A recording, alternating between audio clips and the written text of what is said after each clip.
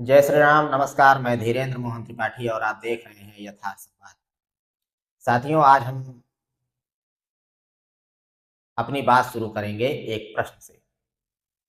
प्रश्न यह है कि क्या मोक्षदायिनी माँ गंगा का पानी शुद्ध है? तो इसका जवाब है नहीं। इसका जवाब खुद सरकार की रिपोर्ट दे रही है कि नहीं, नहीं शुद्ध है। साथियों, सरकार की एक एजेंसी है जिसका नाम है सेंट्रल पॉल्यूशन कंट्रोल बोर्ड,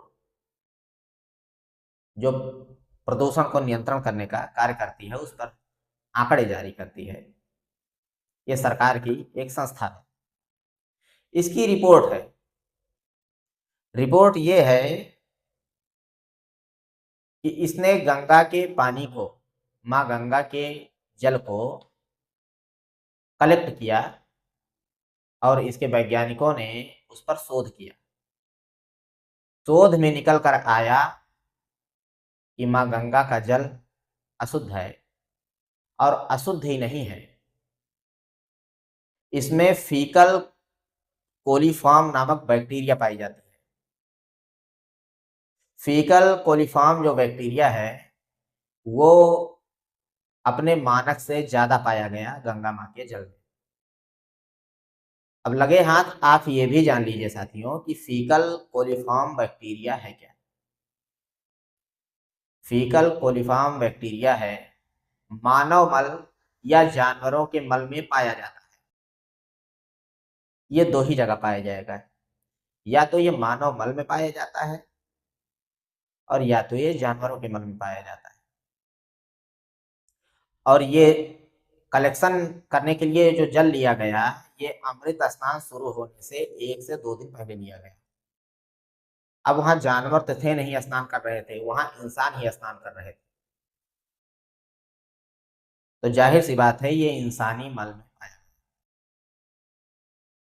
ये दूसरे शब्दों में ये कहा जा सकता है कि जो स्नान हुए, एक हिसाब से देखा जाए तो ये इंसानी मल से हुए। अब साथियों, बात आती है सरकार की। आखिर सरकार करोड़ों अरबों रुपए का बजट गंगा के सफाई अभियान में खर्चा कर रही है, तो सरकार को इस पर सफलता क्यों नहीं मिल रही? क्यों नहीं सरकार इस पर नियंत्रण लगा पा रही है कि गंगा माँ में कचरा न प्रवाहित होने पाए? आखिर क्या इसी सरकार की मजबूरी है? करोड़ों रुपए, अरबों रुपए खर्च हो गए, बाकायदा मंत्रालय तक बनाए गए कि माँ गंगा को स्वच्छ करना है, लेकिन माँ गंगा स्वच्छ नहीं हो पाई। और शर्मनाक बात कि उसमें जानवरों के और मानव के मल पाए गए। माँ गंगा का सनातन धर्म में महत्व है। सरकार की जिम्मेदारी बनती थी कि माँ गंगा को स्वच्छ रखे, लेकिन सरकार इसमें नाकामयाब हुई। माँ गंगा को इंसान का दर्जा प्राप्त है, उसके बावजूद ये हाल। हमारे शंकराचार्यों ने कितनी बार कहा कि पानी अशुद्ध है, आचमन के लायक भी नहीं है, लेकिन सरकार चेत नहीं रही है। उल्टे अंधभक्तों से शंकराचार्यों को ही गाली दिलवा रही है। अब सरकार के खुद के रिपोर्ट में एक खुलासा हो गया कि फीकल कोलीफॉर्म नामक बैक्टीरिया गंगा माँ के जल में पाया गया, जरूरत से ज्यादा पाया गया। सरकार गंगा सफाई अभियान में पूरी तरीके से असफल सिद्ध हुई। सरकार को अब सनातनी, अपने आप को हिंदूवादी सरकार कहने का सरकार को अब कोई अधिकार नहीं है। यही सत्य बात है। और हम लोगों से क्या कहें? सरकार तो अपने आप में निष्क्रिय है ही, ये तो रिपोर्ट से साफ है। ये जो लोग जा रहे हैं, कपड़ा धुल रहे हैं,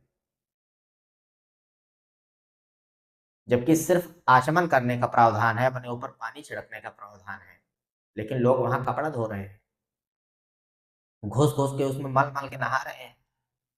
ये हमारी आपकी भी जिम्मेदारी बनती है कि माँ गंगा को साफ रखने में हम सरकार की सहायता करें। और सरकार की तो सबसे बड़ी जिम्मेदारी है ही, क्योंकि उसके पास बजट है, उसके पास सरकारी अमला है पूरा। कंपनियों का पानी, सीवर लाइनों के पानी गंगा गंगा में बेतहाशा बहाए जा रहे हैं और सरकार चुप बैठी है। सरकार जरा सा भी चेत नहीं रही है कि ये हमारी माँ है, गंगा को माँ का दर्जा प्राप्त है, हमारे यहाँ नदियां माँ का दर्जा लेकर लेकर रखती हैं, और सरकार माँ गंगा को साफ नहीं कर पाई और हिंदूवादी सरकार बनने का दम्भ भरती है। 10,000 करोड़ से ऊपर का बजट है सरकार का इस महाकुंभ में। क्या सरकार को नहीं लगा था? सरकार ने पहले कह दिया कि हमने 100 करोड़ का इंतजाम किया है, 100 करोड़ स्नानार्थियों का हमने इंतजाम किया है। क्या यही इंतजाम किया है? मल के पानी से नहलाने का इंतजाम सरकार ने किया है? शर्मानी चाहिए। सरकार को चाहिए था कि मां गंगा को स्वच्छ रखा जाता, महाकुंभ था। ये खुद सरकार की रिपोर्ट सरकार को बेनकाब कर रही है। सरकार के हिंदूवादी होने को, कि जो ये छद्म चरित्र लेकर चल रही है, इसको खुद सरकार की ही रिपोर्ट ने बेनकाब कर दिया। मिलते हैं साथियों फिर किसी खबर में। देखते रहिए यथार्थ संवाद। कृपया चैनल को लाइक करें, सब्सक्राइब करें और शेयर करें। जय श्री राम। नमस्कार।